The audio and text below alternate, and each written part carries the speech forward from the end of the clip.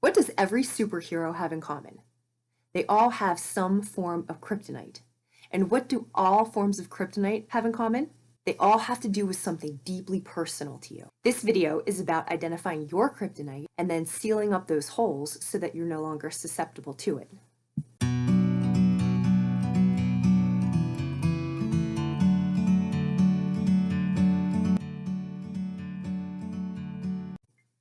This new moon takes place in Uttara Ashada. Uttara Ashada means ultimate victory. It also means delayed victory. We're always looking to the future. And it's not about what the gratification will be today. It's always about what we are working toward.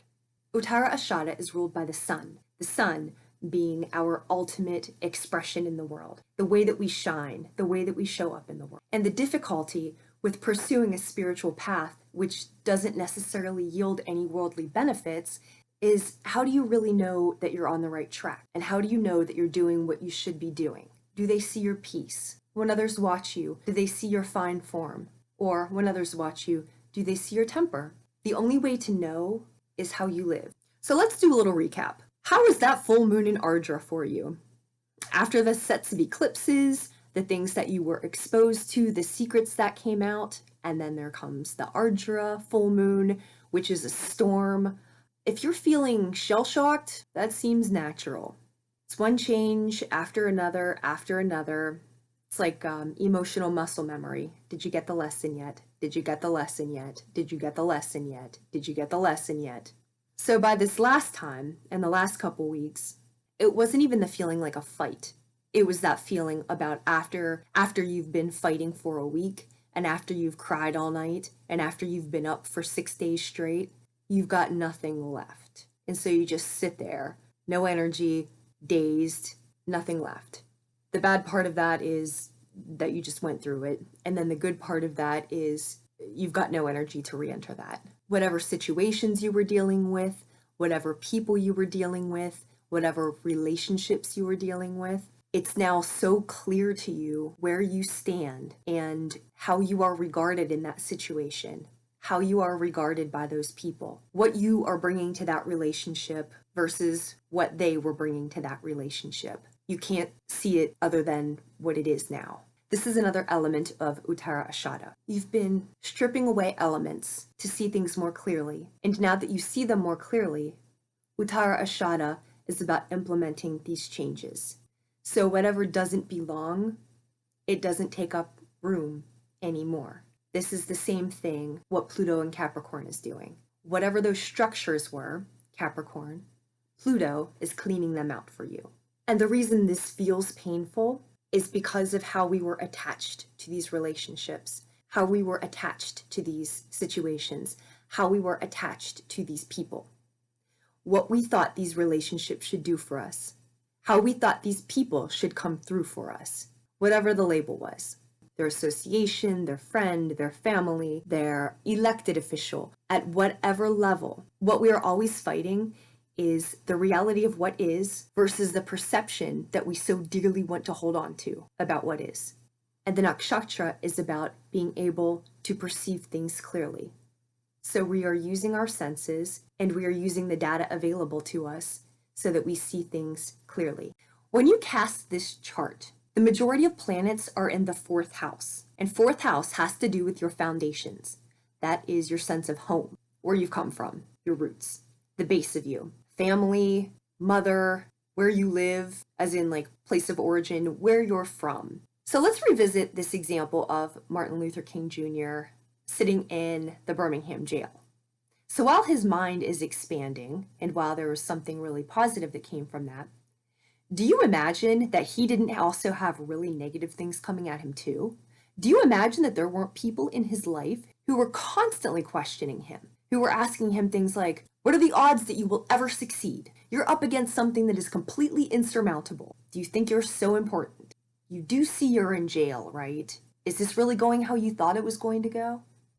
How many of you listening have ever heard things like that about your life and about your path? Now, the interesting part, go back to the superheroes. It's not Spider-Man's inability to be Spider-Man. It's not Superman's inability to be Superman. And I don't really know superheroes that well. But the point, their powers are intact. They're never the problem. The problems occur when they have these little nudges or they have these little wedges. And it always has to do with home and where they've come from. And all these weird little psychological problems that vex them, they're always so deeply personal. And that's why in X-Men they had the Origins movie. You always have to understand the roots. You always have to understand the pain of somebody to understand where they come. And it's like this with spiritual evolution as well. We do turn our lead into gold. But let that also show you the vulnerability of the people closest to us and the things that are invisible to us because they're so normal, because they're what we've grown up with. Those things have such an ability to impede us. That's why the rest of this video is about the business of home. We think about our business as our business. We set up policies for our business. We educate ourselves on how to progress in our business. This is all very normal.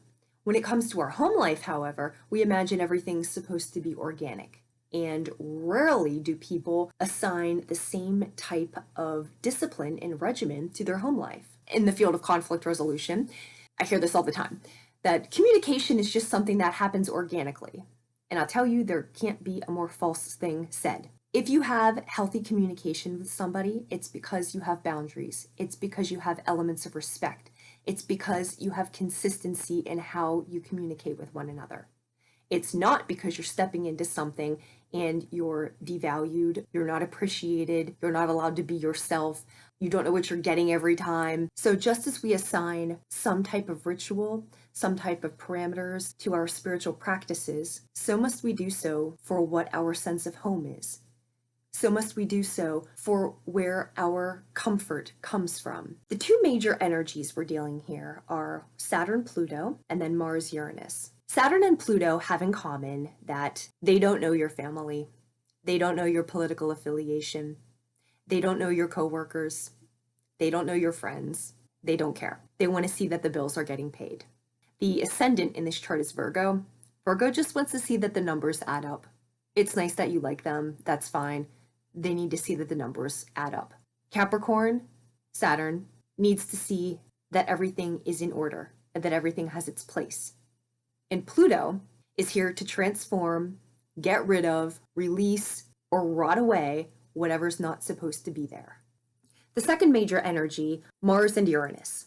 So Mars, the planet of drive, ambition, fighting, military, army, sex, and Uranus, the planet of innovation, lightning, internet, reconciling things that are needing reconciled quickly. So you have the planet of strength with the lightning planet. Both of them not waiting around to see what happens. Both of them, they're the opposite of Saturn and Pluto. Saturn and Pluto are trying to make sure everything is just so. Everything that belongs is present and everything that doesn't belong is gone. Mars and Uranus are about action and about action yesterday.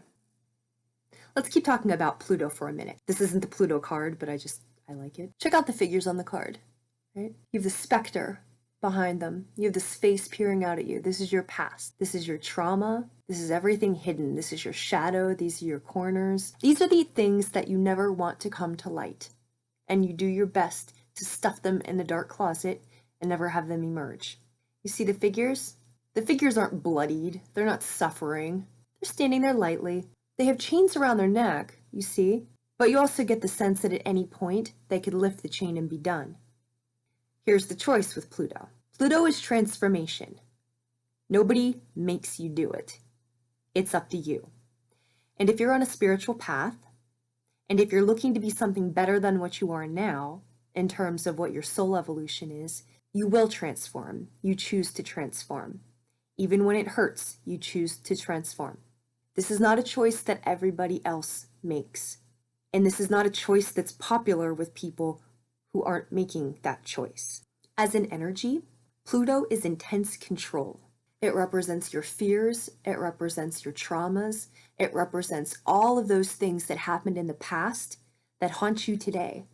All of those things, all of those voices that tell you that you're not enough. Do you really know what you're doing? Who are you to take on this work? Who are you to say what you have to say? Who are you to be better than us? In the spiritual community, there are really clever remedies to talk about everything except what you need to talk about. Everybody wants to know all of these deep-seated psychological traumas. I've seen all of these modalities. If you want to really solve the mystery, watch how your family talks to you. Watch how you talk to yourself. Observe how you step into a situation and allow others to find themselves superior to you, or how you find yourself superior to others. Would their life be better if they just did what you do or what you want them to do? That's not acceptance. That's its own form of judgment. The keys to your transformation lie in the everyday. They lie in your patterns. They lie in your behaviors. They lie in your relationships. They lie in your language. They lie in your activities. This is where your transformation comes from. Pisces, Sun, Moon, and Rising. This new moon takes place in your 11th house. The 11th house has to do with your friends, your networks, your social networks, the people you hang out with by choice. It also has to do with your hopes and dreams, the things that you aspire to. Now, the Mars-Uranus element is taking place in your 3rd house. And so here are the two things you're dealing with. Having the Saturn-Pluto element in your 11th house right now, it's asking you to look at your structures, like your friends. Who are you around? And again, we're talking about the context of a spiritual path. So who doesn't belong there? And now is the time to be ruthless. Who doesn't belong there? You have so much time in the day. You have so much time in your life. And the people you are around matter. That's what it's having you look at. I could say it in a nicer way, but that's that. Now, the Mars-Uranus that's occurring in your 3rd house, that's exciting, that's interesting, because your 3rd house has to do with how you think and communicate, right? So with Uranus there, okay, so like there's a danger and an opportunity. The danger is that you're going to do something that is very impulsive and it's going to screw things up. That's your Mars. If you really feel like you want to say something, Mars is anger. Careful, careful, careful. Not the time. A good point is still a good point 2 weeks away, still a good point 1 month away. You don't need to be angry right now. Everybody's angry right now. That is not going to serve what you're trying to do. Uranus and the house of your thinking and communication can suddenly bring in innovative insight for how you're doing things. More importantly, adjust how you're doing things. So you can get some great insight as to how you've been thinking about things and how you can do it a little bit differently. And all of a sudden, problem that's been brewing for a while suddenly clears up. And it's the same thing with the communication. Something that you have been trying to articulate or something you've been trying to communicate to somebody, suddenly you have a flash of insight and now it's perfectly clear how it's supposed to come out. So that's the opportunity, right? But again, watch the Mars. I'll say, like, even if you have a perfect right to express your anger, is that for your best and highest good? And is that for the best and highest good of the people or whoever you want to express it to? I'm not here to tell you what to do. I am here to tell you your form matters. Also keep in mind who your friends are, who's around you, who you let have access to you. And is that contributing to your spiritual path? Is that contributing to your spiritual growth? People take up bandwidth. They take up room in your mind. They take up room in your energy field. So I would say, like, we're not supposed to have people take up room. It's not a popular thing to say because we're supposed to. Just don't think about them. Just ignore them. If you're energetically sensitive, it just doesn't work like that. So if somebody's in your psyche, you have to get them out of your psyche. You learn to get better at it. You learn to do it more effectively, but it's still an effort. Or if you don't want them and you have to build a barrier to stop them, but you see, it all takes effort where you could have been doing other things instead. At very least, you're expending effort to keep some stuff out.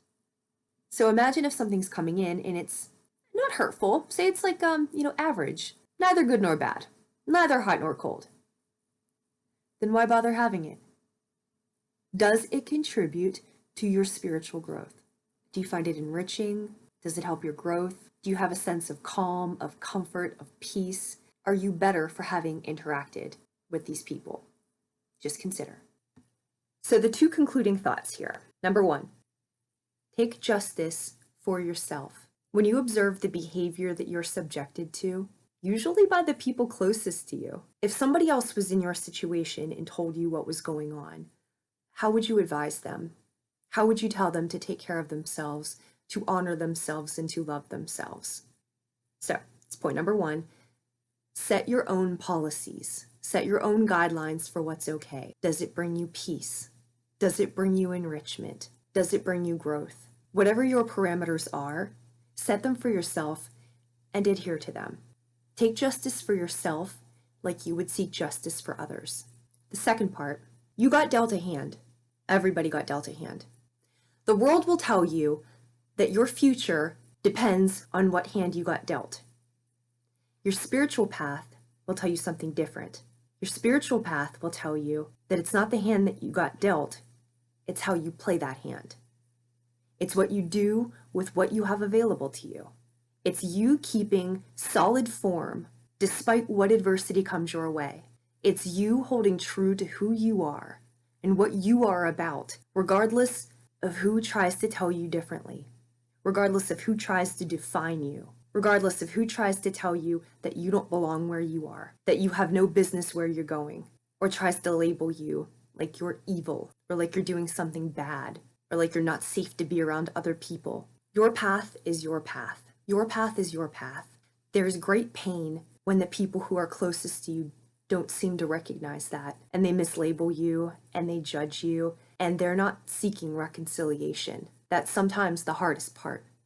They're not seeking reconciliation. They're not seeking connection. You're the only one looking for that. Even when the evidence is very clear that that's the case, our attachment to what we think these people owe us, what we think these relationships are supposed to be like, what we're told we are supposed to be a part of, all of this supposed to, all of this idea, all of this, whatever is not clear is not clear.